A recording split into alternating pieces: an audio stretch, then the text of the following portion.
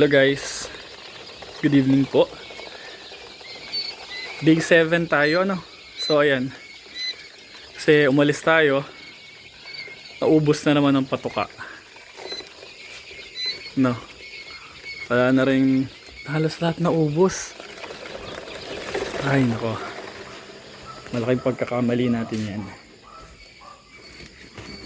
Sobrang busy natin.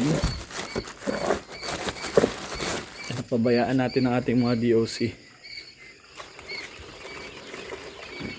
Gawin natin ang tika-konti. Makatuka na sila agad.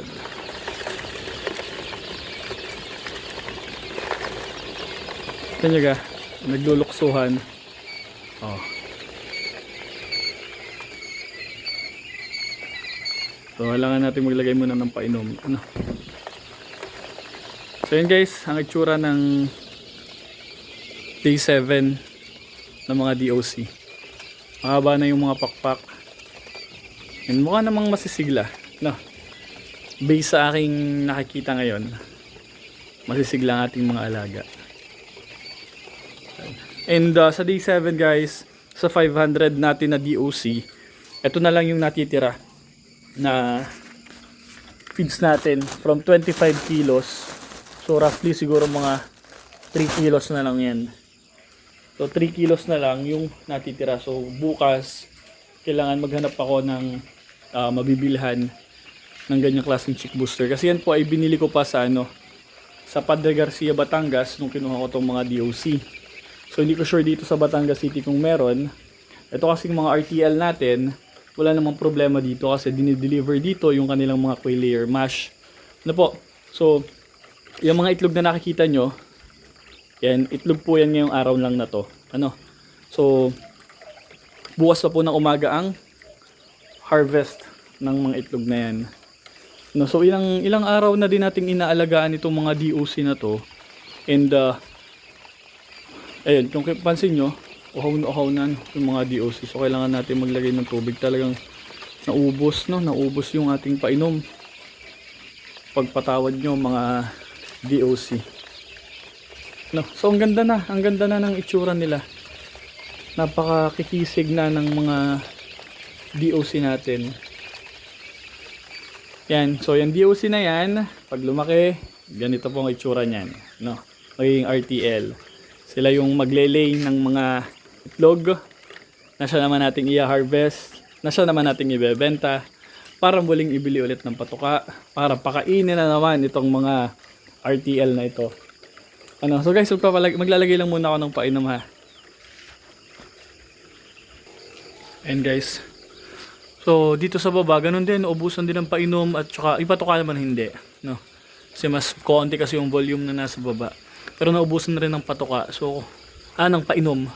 So makikita nyo kung ano ba yung itsura ng mga pugo kapag naubusan sila ng painom. Tingnan nyo. Talagang, ito, nagkukumpulan na sila dyan sa sa painuman. Ayun, pansin nyo dun sa dulo. So talagang uhaw na uhaw. Parang tao rin naman kasi kapag hindi mo pinainom, mauuhaw. Ayun, talagang nakapalibot sila dyan sa sa painuman. Indication na uhaw na uhaw. No, uhaw na uhaw. So pasensya na kayo mga DOC. Mga DOC kong mahal. Kasi sabi ko sa aking nanay, huwag papakialaman ang mga DOC. Kung hindi niya binubuksan, kahit nandito siya, hindi niya binubuksan kung may patuka pa ba or painom. Ang ginagawa niya lang sa umaga, ito, lagi siyang naglilinis nitong mga ipot. Ayan. Ayan guys, ito ang ating day 7, no? So kung sawa na kayo sa sa pagtingin dito sa ating mga DOC, pasensya na kayo. Nag-upload naman ako ng mga shorts sa ating YouTube. So meron tayong iba't ibang mga na-upload. And take note guys, nag-hatch na yung mga itlog ng manok na inano ko, na aking in-incubate. So yun muna guys for day 7. So palagi kayong mag-iingat. Kung meron kayong questions, sige lang, mag-comment lang kayo dyan sa ating sa ating comment section. I will try to answer. No, I will try to reply, make a response doon sa mga comments nyo. So ayan, Yan ang itsura ng ating mga DOC for day 7. So guys, medyo late ako nakakapag-upload ha kasi medyo busy po ang inyong Kuya Ace lately. Pero sinisingit ko pa rin kasi nga naumpisahan na natin ang day 1, day 2, 3, 4, 5, 6. So kailangan may kasunod day 7. So kung ito lang yung nakikita nyo, pasensya na kayo.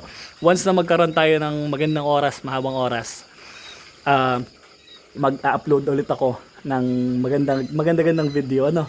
So ngayon is pakipakita muna ng mga DOC progress. Ayan, no. So pugong-pugo na itsura nila sa kanilang day 7. Yan.